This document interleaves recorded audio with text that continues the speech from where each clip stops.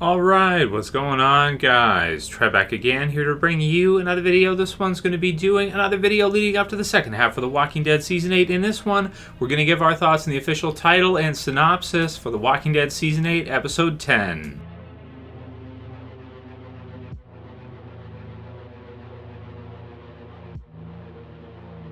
And if you guys didn't see it, I already did a video for the mid-season premieres title and synopsis. It's called Honor. The video will be in the channel. If you haven't seen it yet, you missed that episode.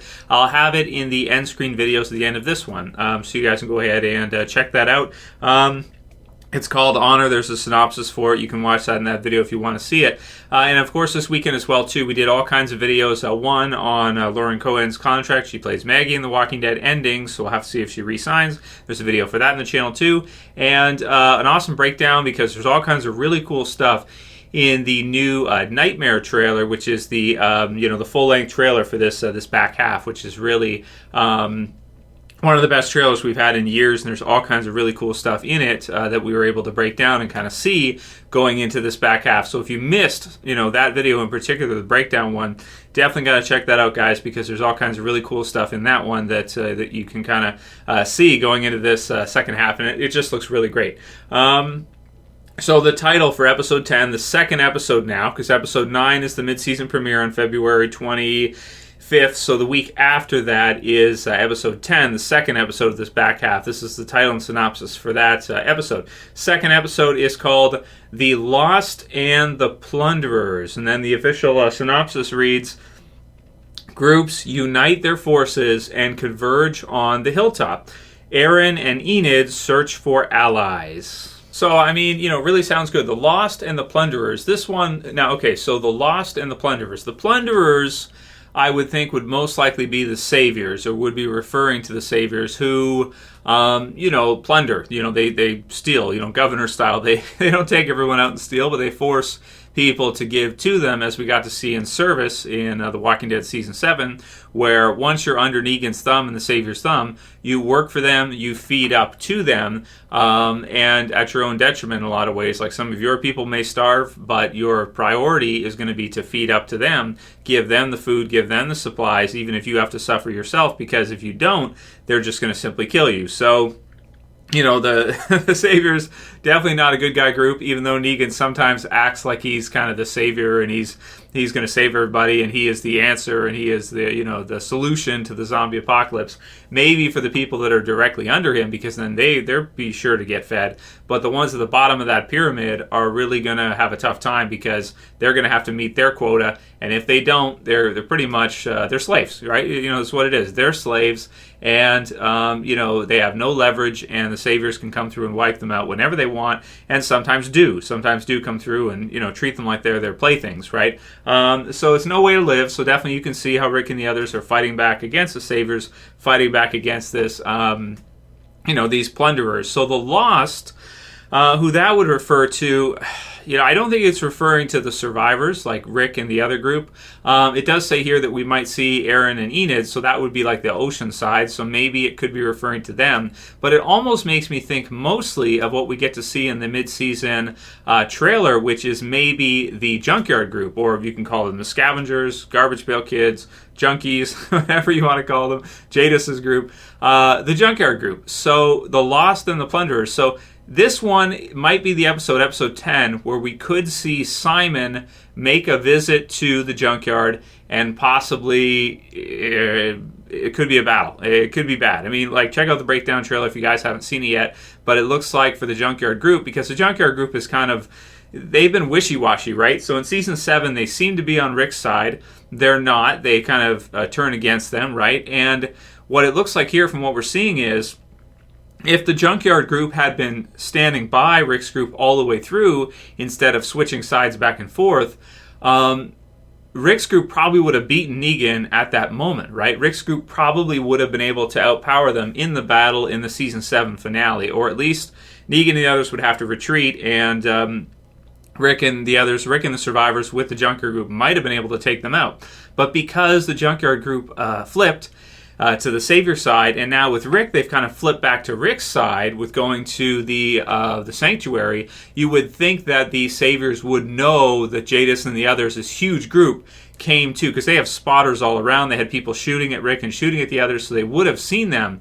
And they're not they're not hard to they're hard to miss. I mean, they're not hard to point out. You have this group all with like this just junkyard junky gear on, like their clothes and everything tatters and just gray and miscut. They stand out as a group. You can tell if someone's from maybe the Saviors based on their attire. The Hilltop, they have kind of the farming clothes on.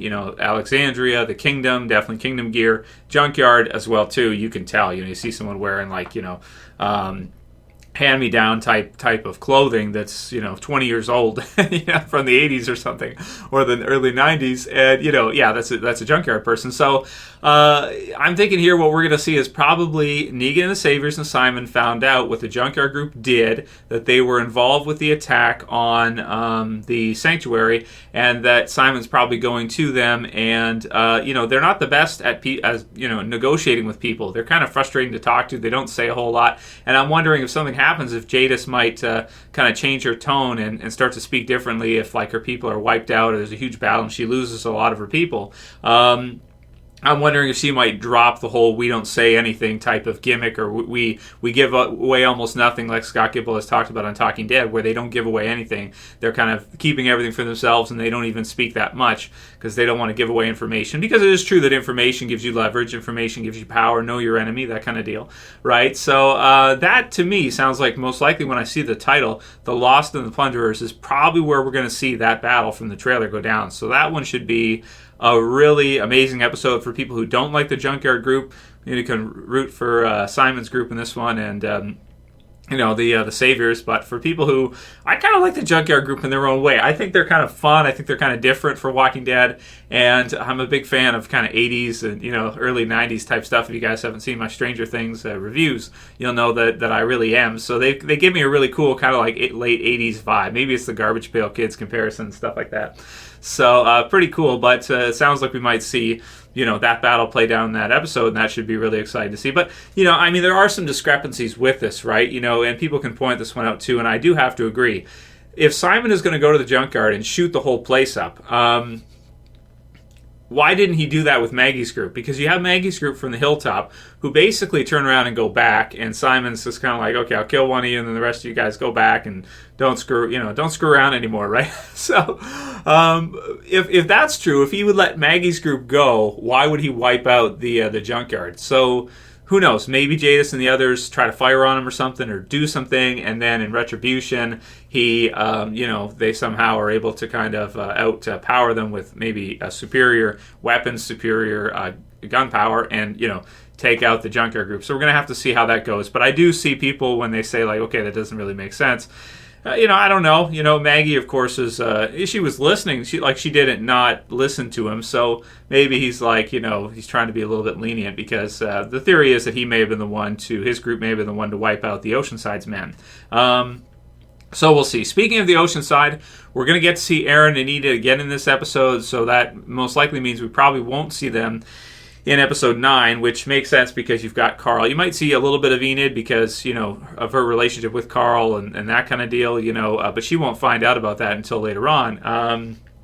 So I'm thinking maybe in this episode, the Oceanside lets Aaron and Enid go, and they go to the Hilltop, or they somehow, go back in there and kind of find the others and realize what's happened. And then maybe in that episode, Carol finds out, or Enid finds out afterwards, near the end of the episode, what happened to Carl. And maybe the Oceanside at first, this is the way I would predict it, is that I think at first they would say no. They would not, go with Aaron and the others to fight against the Saviors. But then they might show up later. They kind of show up when they're not expected. That's kind of the thing that I would expect to see from this. And I do think eventually the Oceanside is going to join the war near the end of the season. I just think it'll be unpredictable when it happens, or they'll kind of leave it up to question, and they'll kind of come in out of nowhere, similar to what they did in the season 7 finale, where the Kingdom and the other groups just kind of show up at the right minute to save Rick and the others. So it's exciting and stuff. That's what they got to do, right? They got to make it. You got to make it exciting. Let's go through like a couple quick questions because I don't have too much time for today's video with you guys. But we'll go through a couple. Angus McBryde says, "Hey Trev, In the new trailer for the second half of Season 8, Eugene is holding a bullet. Do you think he perhaps is making blanks to help Rick, or maybe he has found the technique the Saviors use in the comics when you cover your weapons in zombie guts? So I think with this one, if they're going to redeem Eugene, he has to help out the survivors a bit. So I actually do think that this theory is probably correct, and I do like the idea that he might make defective rounds or blanks to kind of lock up their guns, or maybe a couple of them are okay, but then some of them are not, going to work, or they are blanks, you could say, and that will screw over the Saviors, and in effect, they will lose the final battle this season because Eugene has kind of screwed over their ammunition supplies. So I like the theory. I think it fits, and I think that's what we actually will see in this back half. It'd be really cool. Then. Eugene could explain it to Rick and the others, and they may not be angry at him because he helped with them ultimately winning the battle. Brian W. says, nah, they're going to make it so Carl got bit clean out of the sewer that allowed people to escape. So Brian thinks that they did not show the Carl bite earlier with Sadiq, but actually when they go in the sewer, that Carl may be attacked once they go down there by a zombie or something and get bitten at that moment, and show us exactly when that was. So it's a good theory, Brian. We'll have to see if you're right, and if you are, you can say I told you so, because that's a good call out. I could see something like that for sure. The scene where he's kind of pushing the two off, it does make sense that he would get bitten in that scene, but he did kind of have his shirt on. So, I mean, I guess it could bite you through your shirt. Your shirt wouldn't provide that much protection against it, but when he shows the bite, it looks like it's a clean, pretty vicious bite, and I don't know if we really saw that in that scene. I don't know. You can watch the scene. You can read it different ways. Some people think he winces and this kind of stuff. Other people are like, no, it doesn't look that way. So we'll have to see once we see the episode if that's what we're looking at. And KCF says, Trev, do you think they will move on from Alexandria, not rebuild it? So, based on the comics, I think eventually they will rebuild it. Also for the TV show, getting new communities is expensive. This will give them a chance to revamp Alexandria, make it look different, make it look new again. So I think they will rebuild it. It should be pretty cool, to see what it looks like after this is all said and done. And the last one will be from CG Central HD, who says Episode 9 could be the best mid-season premiere ever. So I agree. I think it could be really good. Well, there was No Way Out, right? So it's no matter what, it's probably not going to be better than No Way Out.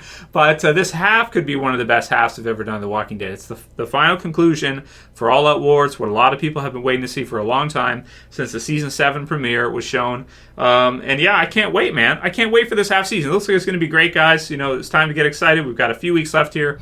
But I'm very excited for this back half after seeing the trailer. Check out the breakdown. I'll have it right here for you guys. Check out these other videos if you missed them this weekend. Thumb up this video below. Turn on the notifications if you haven't. And subscribe to the channel if you're new. That's it for this one. I'll see you guys again soon for another video. As always, it's Trev. And I'm saying peace. Later, guys. See you soon.